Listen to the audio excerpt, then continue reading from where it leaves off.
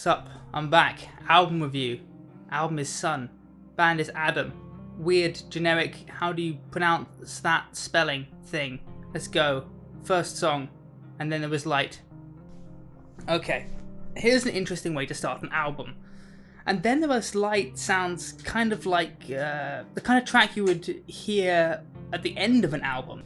It's a slow piece that gives off a feeling of finality. The kind of thing you might expect from Pelican or Mono, the latter of which is the closest thing I can think of sound-wise to this. And yet, I feel this is a pretty good album opener, as it gives a good idea of what to expect from the album without giving anything else away. It's also a pretty brave move, as it's the only full-length track without vocals. A fact that I find helps with the impact had on the second track, Super Silver Haze. Despite the terrible name, this is the first single released off the album, and it seems to be a bit of a fan favourite, although the competition for that title is fierce. The core sound of this album is killer. There's a big, dark drum tone, the distant, unwelcoming vocals and guitar, and a bass that fills out all the remaining space without encroaching on anything else. All this makes for a feeling of weight, like a less jarring 9 Inch Nails. With this kind of sound, it's all about the detail, and on this track it's the subtle keyboard that does the wonderful job of bringing it all together. This is what makes Super Silver Haze excel, and it really sets the standard for the rest of the album and for the next track in particular, Never Say Never. This starts off with an awesome drum rhythm and menacing guitar which builds with a grinding malevolence not unlike a grungy antimatter. This is something reflected in the lyrics, which tell of an addiction to the devious and the downward spiral that causes. It's a testament to the quality of this album that this was my least favourite track with vocals on the album, and yet I still can't help but headbang to it like I'm in a Nirvana video. Speaking of headbanging, enter Oblivion. I love me a good bass drum rhythm. It's something that most bands just ignore and go for something basic instead. And this is up there with the very best I've heard. It's the core of the song. Everything depends on the tension and energy that the drums bring. It's just such a brilliant time, this song, even with the morbid lyrics. Okay, especially with the morbid lyrics, but what can I say? I wear black, I play Dark Souls, I listen to Steve Wilson. I am an anti-happiness advocate and I'm proud of it. What did you expect? Also, don't think I didn't catch the Star Wars reference. Anyway, next up is the one that I've been really looking forward to and the reason I've been speeding through this, Monolith Part 1, As Above. If what's come before is gold, then this is pure diamond, and a complete shift in tone from what's gone before. There's this effortless power to the song that I just adore. It's probably one of my favourite things in music.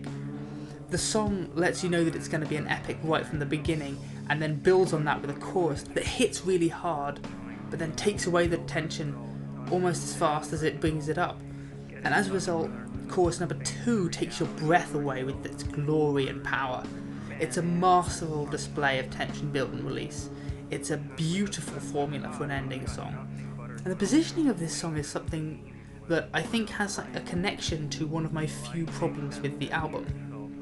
But we'll be back to that in a bit. For now, the last full song, Monolith Part 2, So Below. As I said, I think As Above would make for a great ending track, although I understand why they didn't do it, and So Below does lead on very well from it. There's a feeling of purposeful movement here, like the summit is in view and the pace has been quickened. I'm a big fan of the acoustic guitar that appears every now and then on this track, makes you a cup of tea and says keep it up before disappearing again into the unknown void. God, I love miserable music. Anyway, on to the final track and my closing thoughts. So, Monolith Part 3, Eclipse. This is basically just As Above, but really fucking distorted. And it's okay, but it's also a good showing of one of the few true weaknesses that this album has. It's not long enough. Why does it have to end here? I want to hear more, man!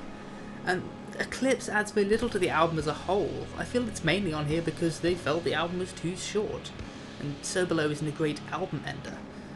But a short but brilliant album is better than a long but patchy one.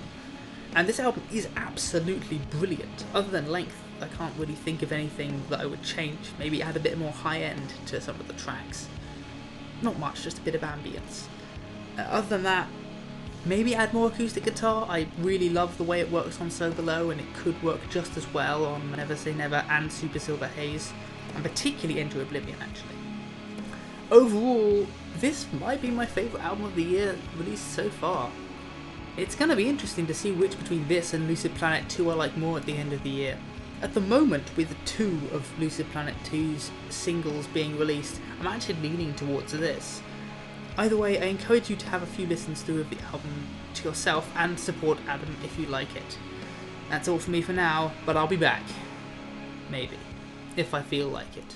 At some point. Probably.